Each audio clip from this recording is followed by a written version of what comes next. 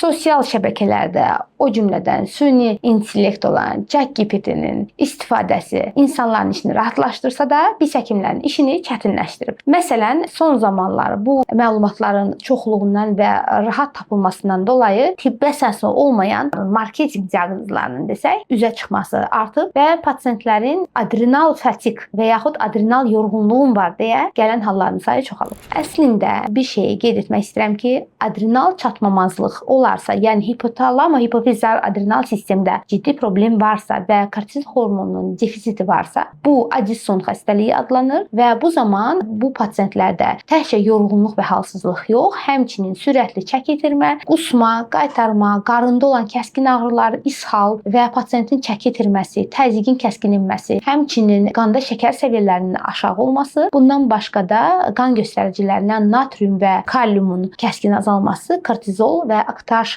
səviyyələrində dəyişilməsi müşahidə olunacaqdır. Amma bu şəbəkələrdə rastladığımız kortizol düşməsi və yaxud kortizol yorğunluğu, adrenal fatik kimi eşitdiyimiz diaqnoz əslində tibbi olaraq təsdiq olunmamışdır. Elmi olaraq bunun bir təsdiqi yoxdur. Və hər zaman bu halında qarşılaşmaması üçün sadəcə sağlam həyat prinsiplərinə əməl etməniz kifayət edir. Bunun xüsusi müayinəsi və xüsusi bir müalicəsi yoxdur. Bu dəqiqləşdirilmiş bir tibbi diaqnoz deyil və bununla bağlı həkimlərə müraciət edib və ya öz başına analizlərin verilməsi sizi doğru istiqamətə aparmaz, əksinə çaşdıraraq yönünüzü tam dəyişmiş olarsınız. Ona görə də əgər xronik yorğunluğunuz varsa, məncə sosial şəbəkələrə və yaxud süni intellektə deyil də həkimlərə, xüsusən də endokrinoloqlara müraciət edib prosesin əsas səbəbini araşdırmanız və ona yönəlik müalicə almanız sizin daha gümrah, daha həyatsevər və daha işıltılı gözlərlə baxmanıza səbəb olacaqdır. Ona görə də bu videonu sonuna qədər dinləyin. Şərhlərinizi gözləyirəm və